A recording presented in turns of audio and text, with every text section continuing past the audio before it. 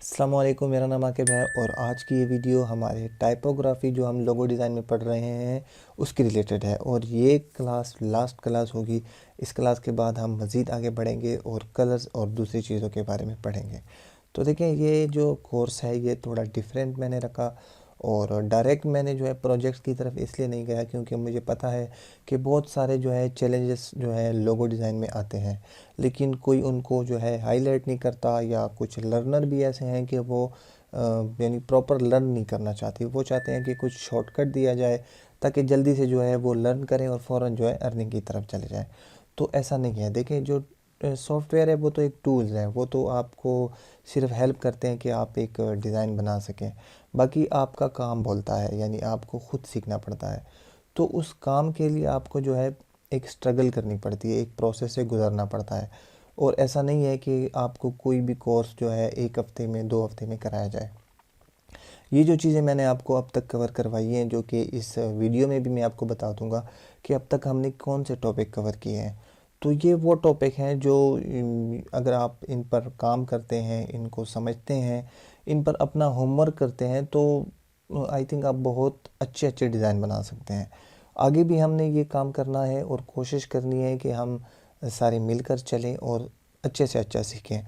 हमेशा बताता रहता हूँ और हमेशा कहता रहता हूँ कि इस कोर्स को शुरू करने का मकसद ये था कि मैं लोगों को जो है, जितने भी जो यंग डिज़ाइनर हैं, उनको ये बता सकूँ कि एक लोगो डिज़ाइन जो है कितना मुश्किल प्रोसेस है। यानी हम फ़ौरन जो है चले जाते हैं फाइवर पर, उनको $5 के सेल कर रहे होते हैं।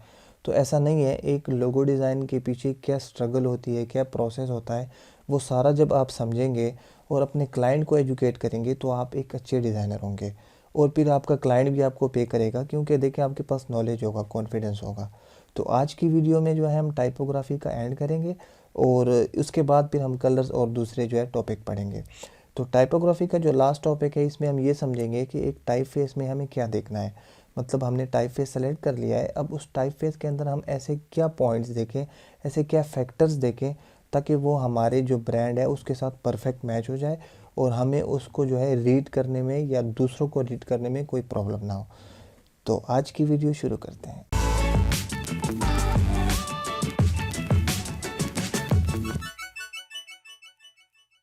जी अस्सलाम वालेकुम। तो इस वक्त जो है मैंने अपनी प्रेजेंटेशन ओपन कर ली है और हमने जो है लास्ट वीडियो में सीखा था कि हम कैसे एक अच्छा टाइप फेस सेलेक्ट कर सकते हैं।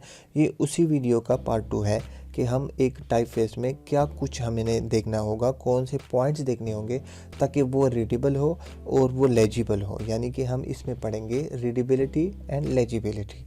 तो देखें, हाँ, अब पहली स्लाइड में हम जाते हैं तो देखें, हमें पता है कि एक टाइप फेस जो होता है उसकी एक पर्सनालिटी होती है, उसके पास एक इमोशन होता है, उसके पास एक फीलिंग्स होती हैं कि जब हम उसको देखते हैं या कोई भी ऑडियंस उसको देखती है तो उन्हें वो फील होता है, जो कि लास्ट में हम पूरा डिस्कस कर चुके हैं। आप उस वीडियो को देख सकते हैं और मैं आपको स्ट्रांगली रिकमेंड करूँगा कि आप उस वीडियो को देखें, क्योंकि ये इशू आपके साथ भी है और बहुत सारा डिज़ाइनर्स के साथ है कि वो फ़ॉन्ट्स और टाइप फेस यूज़ कर रहे होते हैं लेकिन उन्हें नहीं पता होता कि हम क्या इसके पीछे लॉजिक क्या है। तो ठीक है, हम देखें टाइप फेस जो सेलेक्ट करते हैं, लास्ट वीडियो में मैं प्रॉपरली डिस्कस कर चुका हूँ इस बात को कि हम ब्रांड मैसेज को देखते हैं कि ब्रांड कन्वे क्या करना चाहता है, ब्रांड काम क्या कर रहा है, उन चीज़ों को मद्देनज़र रखते हैं। इसके अलावा हम ऑडियंस पर डिस्कस करते हैं कि ऑडियंस की नेचर क्या है, ऑडियंस क्या चीज़ को पसंद करती है, उनकी एज क्या है, उनका जेंडर क्या है, इन तमाम चीज़ों को सामने रखते हैं। इसके अलावा फिर हम लास्ट में कंपटीटर एनालिसिस करते हैं। इन तमाम चीज़ों को हम जो है सामने रखते हैं, उसके बाद हम एक टाइप फेस सेलेक्ट करते हैं। ठीक है, तो नेक्स्ट स्लाइड पे हमारे पास है कि अब जब हम समझ चुके हैं, हम ये बात समझ चुके हैं कि टाइप फेस जो है उनकी इमोशंस क्या हैं, तो अब हम ये देखेंगे कि क्या चीज़ें हैं, क्या वो फैक्टर्स हैं जो एक टाइप फेस को अच्छा और बुरा बनाती हैं। ठीक है, कोई भी टाइप फेस बुरा नहीं होता, लेकिन उनमें कुछ ऐसे इश्यूज़ होते हैं कि वो हम यूज़ हर जगह नहीं कर सकते। तो उन इश्यूज़ को आज हम डिस्कस करेंगे। देखें, कोई भी जो है ना, ये नेसेसरी होता है, जो मैंने लिखा हुआ है कि आप टाइप फेस वो सेलेक्ट करें जो ब्रांड पर्सनालिटी को सूट करता हो। मतलब फॉर एग्जांपल, अगर आपका फ़ॉन्ट लेजिबल भी है और रीडेबल भी है, तब भी आप उसको नहीं यूज़ करेंगे अगर वो आपके ब्रांड को जो है सूट नहीं करता, आपके लोगों को सूट नहीं करता। मतलब आपने इन 2 फैक्टर्स पे नहीं जाना, आपने फिर भी वो सारी चीज़ें ज़हन में रखनी है कि ब्रांड का मैसेज क्या है, टारगेट ऑडियंस क्या कहती है, और जो कंपटीटर एनालिसिस क्या है। उसके बाद आपने फ़ॉन्ट में लेजिबिलिटी और रीडेबिलिटी भी चेक करनी है। उसके बाद जो है आप एक फ़ॉन्ट सेलेक्ट करेंगे। तो देखें, मैं इसलिए बार बार कहता हूँ कि लोगों कितना कम्प्लेक्स यानी कितना मुश्किल प्रोसेस है कि हमें एक फ़ॉन्ट पर इतना काम करना होता है।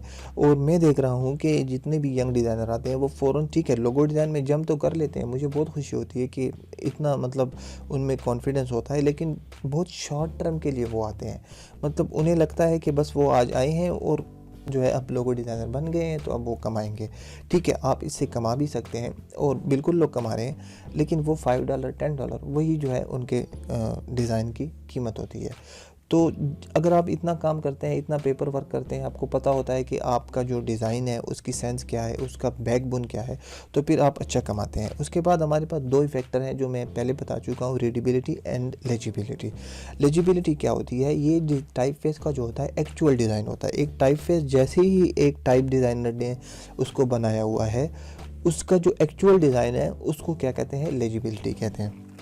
रीडेबिलिटी किसे कहते हैं कि एक टाइप फेस जो था उसको आपने कैसे अरेंज किया, ठीक है, यानी उसकी अरेंजमेंट जो है रीडेबिलिटी है। उसके बाद हमारे पास आगे लेजिबिलिटी फैक्टर्स। तो ठीक है, कुछ लेजिबिलिटी फैक्टर्स होते हैं जो डायरेक्टली लेजिबिलिटी को अफेक्ट करते हैं। अगर हम इन चीज़ों के साथ जो है मतलब इन चीज़ों को मद्देनज़र रखें तो हम एक अच्छा टाइप फेस सेलेक्ट कर सकते हैं। करेक्टर शेप, उसको डिज़ाइन कैसे किया गया है, उसकी शेप को आपने जो है समझना है कि वो ज़्यादा यानी कुछ ज़्यादा आउट तो नहीं है, कुछ ऐसा अलग सी फीलिंग तो नहीं दे रहा कि वो हमारे साथ मैच ही नहीं कर रहा हो। ठीक है, उसके बाद एक्साइट है, तो ये एक्साइट ऑलरेडी मैं समझा चुका हूँ, लेकिन फिर भी मैंने यहाँ इसको लिंक किया हुआ है, मैं आपको दिखा देता हूँ कि एक्साइट किसको कहते हैं। एक्साइट जो बेस लाइन से कैप की साइज़ होती है, ये वाली, ये जो साइज़ होती है इसको एक्साइट कहते हैं। ठीक है, आपने हमेशा वो टाइप फेस सेलेक्ट करनी है। एक बार फिर देख लें कि आपने हमेशा वो टाइप फेस सेलेक्ट करनी है जिनकी एक्साइट ज़्यादा हो। तो इनका फ़ायदा क्या है कि ये रीडेबल होते हैं, इनकी जो रीडेबिलिटी हो जाती है बढ़ जाती है और लेजिबिलिटी भी बढ़ जाती है, और ये हमें आसानी से जो है दूर से नज़र आते हैं। ठीक है, लेकिन आगे क्या है? वेट। अब वेट भी लेजिबिलिटी पे डिपेंड करता है। वेट और पॉइंट साइज में फ़र्क है। ठीक है, पॉइंट साइज़ वो है कि लाइक हम उसको कितना 1.2 पॉइंट जैसे हम कर रहे होते हैं करेक्टर्स पैनल में, और जो वेट है वो उसके जो होते हैं लाइक फ़ॉन्ट आप समझ लें। एक टाइप फेस के जो फ़ॉन्ट होते हैं, जैसे कि हम हेलवेटिका को ले लेते हैं, तो हेलवेटिका टाइप फेस है, जो हेलवेटिका लाइट है वो उसका वेट है और फ़ॉन्ट भी है, तो हम कहते हैं लाइट वेट, और लाइट हो गया, बोल्ड हो गया, सेमी बोल्ड हो गया, इस तरह मीडियम है, रेगुलर है, ये सारे क्या हैं? एक टाइप फेस के जो होते हैं वेट होते हैं। ठीक है, साइज़ ऑफ काउंटर्स, ये भी डायरेक्टली डिपेंड करता है किस पे? लेजिबिलिटी पे। तो साइज़ ऑफ काउंटर में हमारे पास क्या है? अगर हम इस पे देखें, क्लिक कर देते हैं, तो ये चीज़ें, अब काउंटर्स हमारे पास 2 टाइप के होते हैं, एक ओपन काउंटर होते हैं और एक क्लोज काउंटर होते हैं। ठीक है, तो ज़रा इसको बड़ा कर देते हैं। तो ओपन काउंटर कौन होते हैं कि वो वाले, जैसे ये सी है, एफ है, एच है, एस है एंड एन है। देखें यहाँ से ये हर तरफ से ओपन है, यानी एक एक साइड से ये ओपन है, तो इसको ओपन काउंटर कहते हैं। और क्लोज काउंटर ये वाले, जैसे ए, बी है, डी हो गया, ओ, पी और जितने भी सारे हैं। ठीक है, तो इनको आपने ऑब्ज़र्व करना है। जिन जो टाइप फेस हैं उनके काउंटर्स बड़े होते हैं, वो रीडेबल होते हैं, वो लेजिबल होते हैं, और वो दूर से जो है अच्छे नज़र आते हैं। ठीक है, तो आपने इनको भी ध्यान में रखना है। इसके बाद आपके पास है सेरेफ और सैन सेरेफ। आपने सेरेफ के साथ जाना है या सैन सेरेफ के साथ जाना है? नहीं, यहाँ पर एक तो ये बात है कि कौन सी सेलेक्ट करनी है, दूसरा ये है कि आप सेरेफ या सैन सेरेफ की लेजिबिलिटी में जो है डिफरेंस डाल रहे हैं कि आपको सेरेफ ज़्यादा लेजिबल है या सैन सेरेफ। तो हम तो वही सेलेक्ट करेंगे जो हमारे ब्रांड को चूज़ करता है, लेकिन लेजिबल दोनों हैं। ठीक है, दोनों अच्छे फ़ॉन्ट्स हैं और अच्छे टाइप फेसेस हैं। ठीक है, टाइप फेसेस। उसके बाद हमारे पास स्ट्रोक है, स्ट्रोक कंट्रास्ट। स्ट्रोक कंट्रास्ट क्या होते हैं कि देखें यहाँ पर एक लिंक लगाया हुआ है। ये जैसे डिडेड फ़ॉन्ट है, उसके बाद हमारे पास फ्रेट है। तो अगर आप इसको देखें, इनके जो स्ट्रोक्स हैं ये थिक हैं, पहला वाला थिक है, उसके बाद 3 शुरू हो रहे हैं, तो इनका कंट्रास्ट बहुत ज़्यादा है। ठीक है। और दूसरा ये जो इसके जो छोटे छोटे जो हैं जिसको आई थिंक स्लैब सेरेफ हैं, अगर हम इनको बहुत ज़्यादा छोटा कर देंगे तो हमें दूर से नज़र ही नहीं आएंगे। ऊपर से जो ये इनकी जो स्ट्रोक का जो वेट है वो मज़ीद कम हो जाएगा जब हम इसे कम करेंगे, यानी इसका जब साइज़ कम करेंगे तो मज़ीद ये कम हो जाएगा, ठीक है। उसके बाद हमारे पास अगर इस तरफ वाला फ़ॉन्ट आप देख लें तो ये एक नॉर्मल है, ठीक है। हर चीज़ कंट्रास्ट में अच्छी लग रही है और इनके जो वो हैं सेरेफ हैं वो भी अच्छे लग रहे हैं, थोड़े थिक हैं, ज़्यादा थिन नहीं है। तो जब हम इनको कम करेंगे तो ये फिर भी हमें विजिबल होंगे, ठीक है। तो आपने ये फ़ॉन्ट में भी जो ये इन चीज़ों को भी ख्याल रखना है। रीडेबिलिटी में क्या फैक्टर्स होते हैं, देखिए रीडेबिलिटी मैंने आपको पहले बता दी है कि एक फ़ॉन्ट किस तरह अरेंज किया गया है उसको कहते हैं। पॉइंट साइज़ करता है, देखें अब एक फ़ॉन्ट है, आप उसको 7 पॉइंट पे भी देख सकते हो और 12 पे भी दे सकते हो, लेकिन 7 पॉइंट और 12 में जो है रीडेबिलिटी का इशू होगा। अब हाँ, ये डिपेंड करता है आप उसको कहाँ देख रहे हो। अब 7 point I think business card पे तो बेहतरीन विजिबल होगा, लेकिन किसी बिल्ड बोर्ड पर 7 पॉइंट आपको कभी नज़र नहीं आएगा, ठीक है। तो उसके बाद लेडिंग एंड लाइन लेंथ और जो अलाइनमेंट है, इन चीज़ों को मैंने रेड इसलिए रखा हुआ है क्योंकि जो लेडिंग है वो वर्टिकल स्पेसिंग है, हम लोगों में यूज़ नहीं करते, ठीक है। तो इस पर हम किसी दिन और डिस्कस करेंगे। उसके बाद लाइन लेंथ है, एक पैराग्राफ में कितने कैरेक्टर्स आने चाहिए। तो बेस्ट प्रैक्टिस है कि 50 to 70 कैरेक्टर आने चाहिए।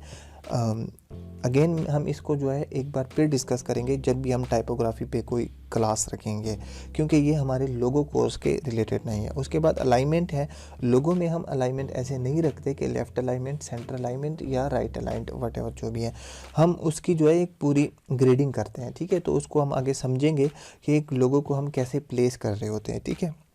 उसके बाद लेटर स्पेसिंग है, बहुत डिटेल वीडियो मैंने इस पर बनाई है। कर्निंग, और आई थिंक कर्निंग इससे पहले आपने नहीं सोची होगी कि लोगों में हम यूज़ करते हैं कर्निंग भी और वर्ड प्रेसिंग स्पेसिंग भी। तो इन दोनों पे आपने जो है काम करना है और इनको अगेन समझें। तो वीडियो भी आप देख सकते हैं, बार बार देखें और समझें, ठीक है। अब देखें यहाँ पर दो बहुत इंपॉर्टेंट पॉइंट्स हैं। एक लेजिबल टाइप फेस जो है उसको हम अनरीडेबल बना सकते हैं कि हमने उसको कैसे अरेंज किया है, ठीक है। फ़ॉन्ट तो लेजिबल है, सॉरी टाइप फेस तो लेजिबल है, लेकिन हम उसकी अरेंजमेंट अगर सही से नहीं करेंगे तो वो अनरीडेबल हो जाएगा, ठीक है। ये चीज़ आपने जहन में रखनी है। लेकिन एक पुअर लेजिबल फ़ॉन्ट, एक ऐसा फ़ॉन्ट जिसकी लेजिबिलिटी बिल्कुल ज़ीरो है, उसको हम अच्छा रीडेबल बना सकते हैं, यानी अच्छा एक क्वालिटी वाला एक यानी कि सेटिस्फैक्टरी बना सकते हैं उसकी अरेंजमेंट ऐसे करके। तो इन पे आपने थोड़ा काम करना है, समझना है कि एक पुअर लेजिबल फ़ॉन्ट को हम कैसे अच्छा बना सकते हैं। लेकिन इसमें यहाँ पर फिर दो फैक्टर्स और आ जाते हैं कि देखें आप उसको पैराग्राफ में यूज़ करें तो फिर आपको पता चलेगा, लेकिन हमने लोगों के लिहाज से सिर्फ उसकी लेजिबिलिटी को देखना है और रीडेबिलिटी को देखना है कि वो लेजिबल भी हो और रीडेबल भी हो। लेजिबल से मुराद ये है कि अगर आप उसको बहुत छोटा कर देते हैं तो वो हमें नज़र आए। अब बहुत छोटा करने के बाद उसकी साइज़ आपने कम कर दिया है, लेकिन यहाँ पर फिर रीडेबिलिटी का इशू ये आ जाएगा, यानी वो इन्वॉल्व हो जाएगा कि आप उसको अरेंज ऐसे करें, यानी उसकी जो कर्निंग है, देखें हमने इसीलिए कर्निंग पड़ी थी कि जब हम उसकी स्पेसिंग एडजस्ट कर देंगे, जब हम उसे छोटा कर देंगे तो वो हमें बेहतरीन नज़र आएगा। क्या होगा कि हम जब उसे बहुत छोटा कर देंगे बिल्कुल, तो वो हमें नज़र आएगा, ठीक है। इसके बाद क्या है, टॉपिक हमने कौन कौन से कवर किए हैं ये मैं आपको बताना चाहता हूँ कि देखें हमने अब तक जो है टाइपोग्राफी में कर्निंग पढ़ी है, फ़ॉन्ट पेयरिंग पढ़ी है, टाइप फेस सिलेक्शन, और आज हमने पढ़ लिया लेजिबिलिटी एंड रीडेबिलिटी। तो मेरे ख्याल से अब तक जो है ये टॉपिक लोगो डिज़ाइन कोर्स में किसी ने कवर नहीं किए, ठीक है। तो आपसे गुजारिश है कि इनको फॉलो करें और अच्छे जो है तरीके से आप डिज़ाइन बनाएं और समझें। डिज़ाइन के जो रूल्स हैं उनके साथ जो है उनको ना तोड़ें। आप तोड़ें भी, एक्सपेरिमेंट्स करें, लेकिन जुल्म ना करें। उसके बाद हमारे पास जो है अब ये है कि नेक्स्ट हम जो है कलर्स की तरफ जाएंगे, फिर हम शेप्स की तरफ जाएंगे, ठीक है। तो आई थिंक ये अब तक जो है हमने सारे टॉपिक कवर कर लिए हैं जो हमने ज़रूरी थे, हमें एक लोगों में चाहिए थे। अब हम नेक्स्ट जो है कलर की तरफ चले जाएंगे कि हम एक अच्छा कलर कैसे सेलेक्ट कर सकते हैं। उसके बाद फिर हम जो है शेप्स वगैरह को पढ़ेंगे, ठीक है। एंड यहाँ के बाद फिर थैंक यू। और यहाँ पर मैंने लिखा हुआ है कि अब आप खुश हैं, तो प्लीज़ कमेंट कीजिएगा कि क्या आप इस कोर्स से खुश हैं, क्या आपको कुछ वैल्यू मिल रही है, क्या आपको कुछ सीखने को मिल रहा है। मेरी पूरी कोशिश है। देखें, मेरे पास कोई अच्छा सेटअप नहीं है, मेरे पास कोई कैमरा नहीं है, एक माइक है क्योंकि मैं चाहता हूँ कि आप लोगों को वॉइस की कोई इशू ना हो। मेरे पास अच्छा लाइटिंग सेटअप नहीं है, कुछ भी नहीं है, लेकिन मैं कोशिश कर रहा हूँ अपने लेवल पर, ताकि आपको ज़्यादा से ज़्यादा नॉलेज दे सकूँ। जो मुझे आता है, जो मैंने सीखा है, वो आपके साथ शेयर करूँ। ठीक है, अपना ख्याल रखिएगा, सीखते रहिएगा और पढ़ते रहिएगा। अल्लाह हाफिज़।